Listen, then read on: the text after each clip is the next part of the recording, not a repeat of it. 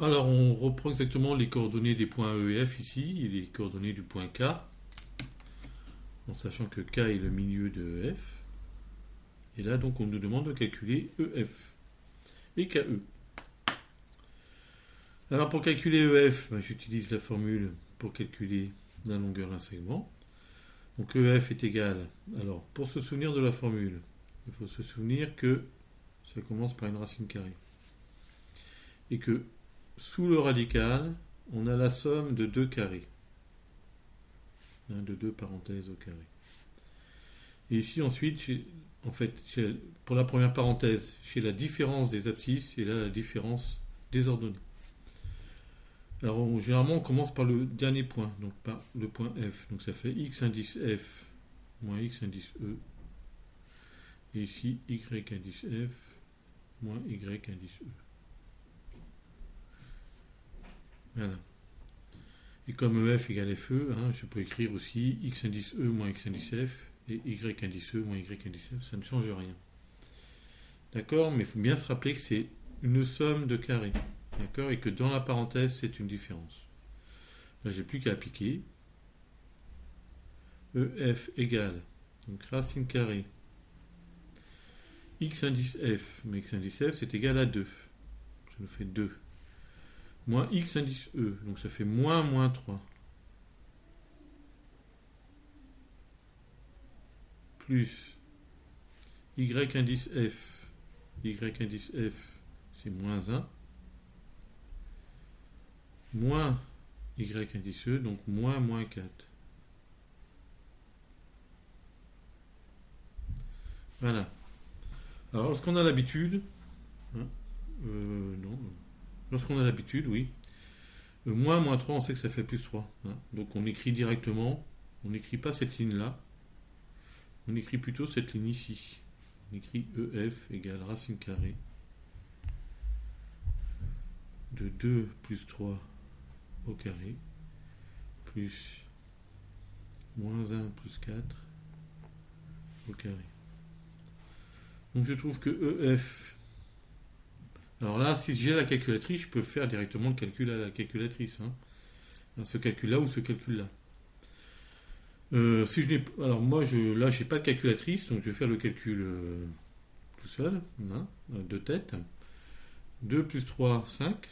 Le carré de 5, ça fait 25. Moins 1 plus 4, 3. Le carré de 3, c'est égal à 9. Donc ça fait 25 plus 9. 25 plus 9 égale 34. Donc je trouve que EF égale racine carrée de 34. D'accord? Alors, racine carrée de 34, est-ce que je regarde si je peux la simplifier, si je peux simplifier la racine carrée, comme on l'a fait dans le calcul mental.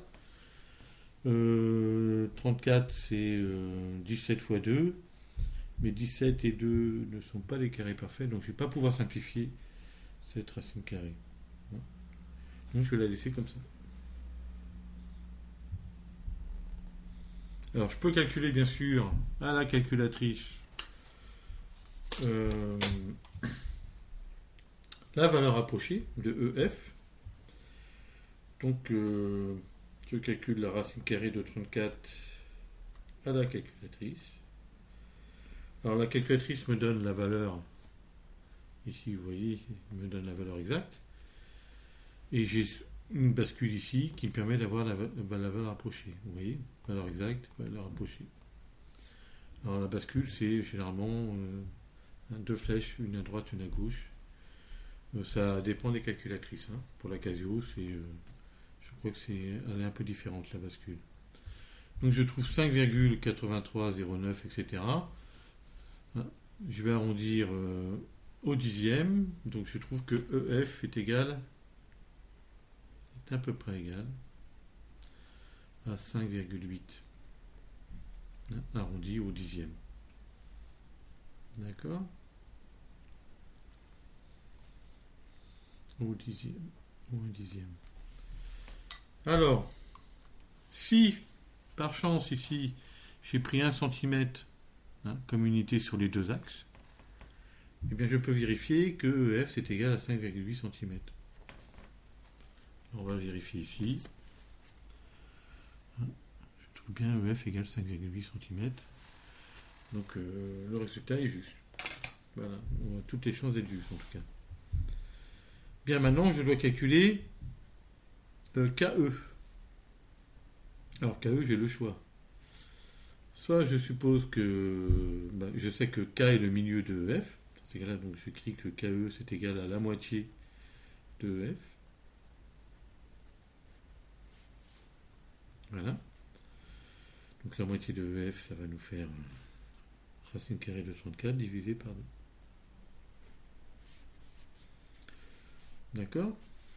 Donc ici, KE, c'est égal à racine carrée de 34 divisé par 2. Voilà. Ou soit, j'utilise la formule. KE égale à racine carrée de x indice E moins x indice K au carré, plus y indice E moins y indice K au carré. Donc ça va donner KE égale racine carrée de x indice E moins 3 moins x indice K, donc moins 0,5, ça fait donc plus 0,5 au carré, plus y indice E moins 4, moins y indice K, donc moins 2,5, ça fait plus 2,5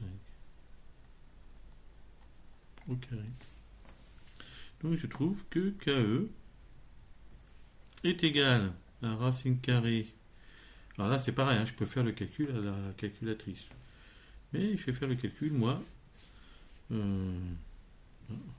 sans calculatrice, de tête.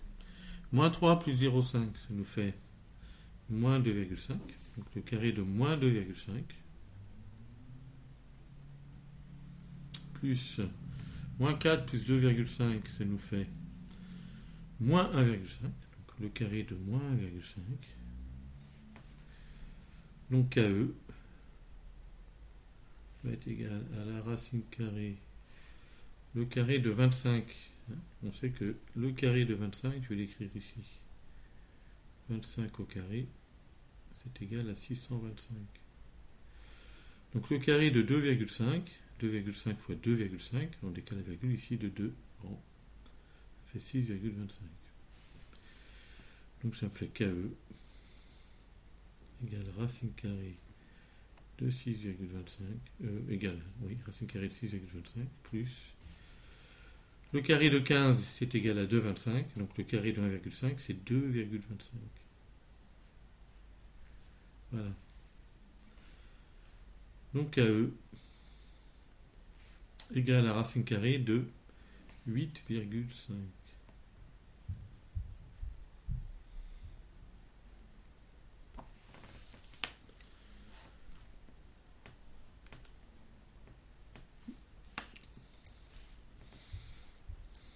D'accord. Oui, bon, donc ça ne me servait à rien. C'est pas grave. Si, c'est juste pour dire. Hein. Ici, le carré de moins 2,5, c'est le carré de 2,5. Hein. Et le carré de moins 1,5, c'est le carré de 1,5. Donc je peux écrire ça.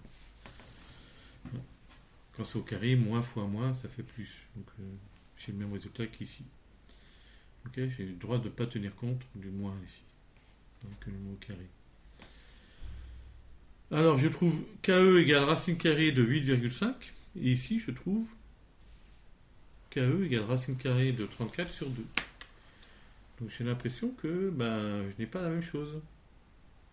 D'accord? Et en fait, c'est une fausse impression.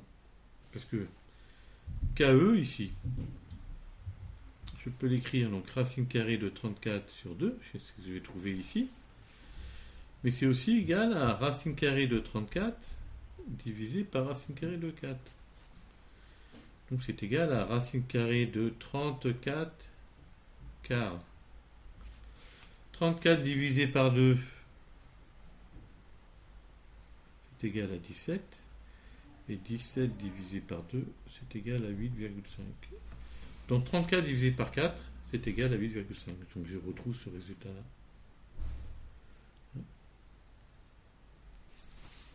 D'accord?